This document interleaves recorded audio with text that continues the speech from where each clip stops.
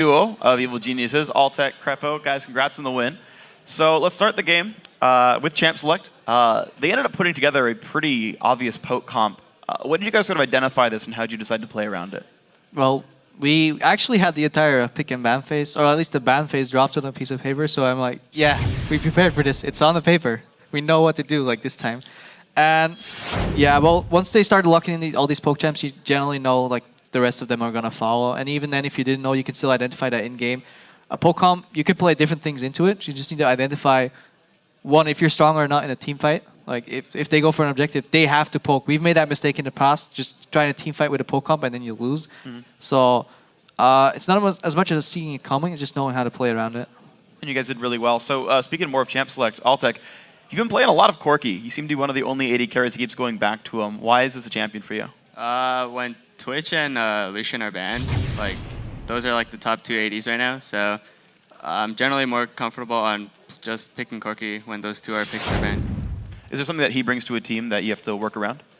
He brings a lot of poke and wave clear. If we don't have wave clear, then Corki is a pretty good pick. Okay. Crap, do you have anything to add on that? Yeah, he had a little more wave clear than, say, a Graves would have, for example. I mean, Graves has to get a little closer to get that wave clear. He had a lot of safe wave clear. He's a little more mobile because his Valkyrie goes a little longer, and he can actually help burst the spell shields down. If you're looking to siege and they spell shield up, he can actually poke that down. I just like playing with his Corki. Goes really well most of the time. Better than his Kog'Maw so far. What's the Kog'Maw stories? Well, we just lost lane in solo queue. That's all. Okay. So speaking of you guys playing together, of course, you guys have only been, I guess, playing together for now like barely more than a week here. How's the synergy going with you guys? Yeah, Johnny, how's it going? It's going pretty good. There are just some little communication errors that we tend to have not fixed yet, but overall, like in the next few weeks, it should be cleaned up. Did your styles kind of initially mesh, or are you kind of working out how you want to play the lane together? We're trying to work it out still, but it'll get there. Okay. Yeah, from my side, well, obviously last split we didn't have the greatest bot lane in the world, and even though we replaced Yellow Pleat, that doesn't mean that Yellow Pleat was the only problem. Clearly, there must be something I was doing wrong.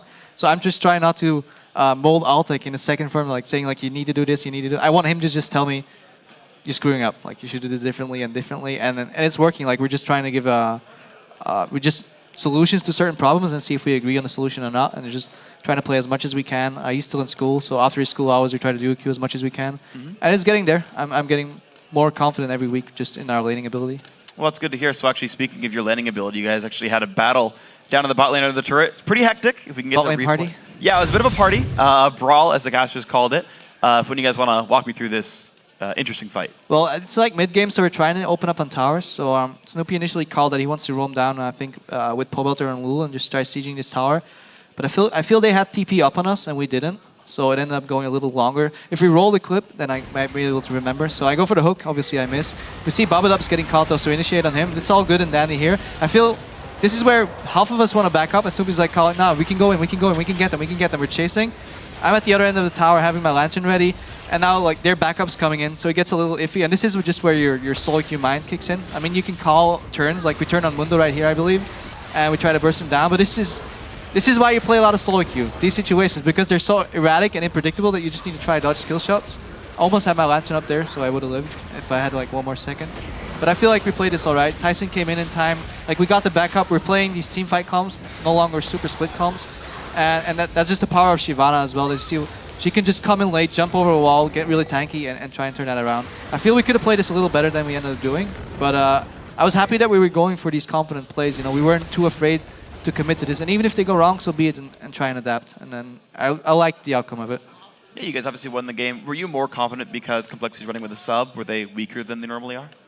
It helps. I mean, I think ManCloud is a really good player, but obviously if you've only have 1 week, we know how it feels to play only 1 week with new players, and there's going to be certain tendencies that that you just can't rely on yet.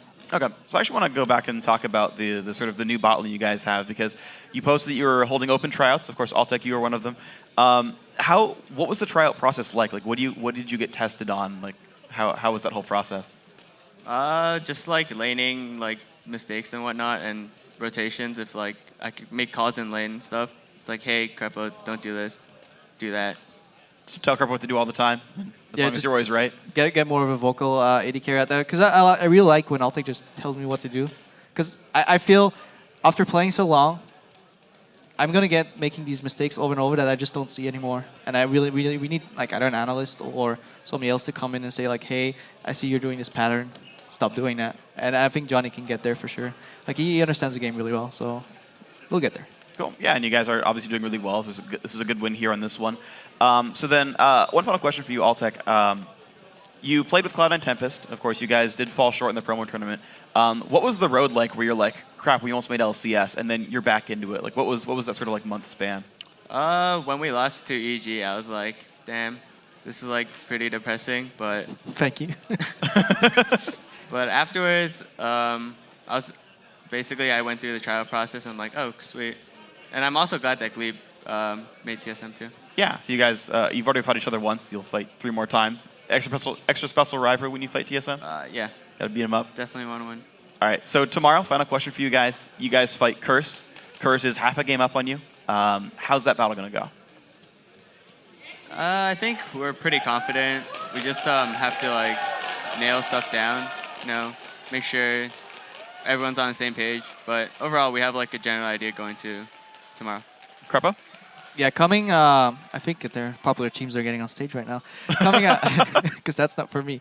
Coming out of the first week, we expected Curse to do really well because they were doing well in scrims and they seemed confident, but they just had something go wrong every game. I still remember the CLG game they played. They just got caught level 1, walk into lane, and that just kind of set the tone for that game. So I feel their morale will be a little lower, and they've already exposed some of their comfort picks already. So we hope to learn from week 1, and we're getting better. Hopefully they're getting morale's a little down after a disappointing week 1, and then just hope to capitalize on that. All right, well, guys, congratulations on your win. Thank you so much for your time. Krepo, I will always cheer for you. Yes, thank you. Just so you know, because you like puns, and that makes me happy. Guys, anyway, thank you again very much for your time. Good luck tomorrow. But we've got more games going on. We're going to take a quick break, which means you have 3.5 minutes before we jump into our next game, which is LMQ versus Dignitas. And with only 1 game separating the teams, you're not going to want to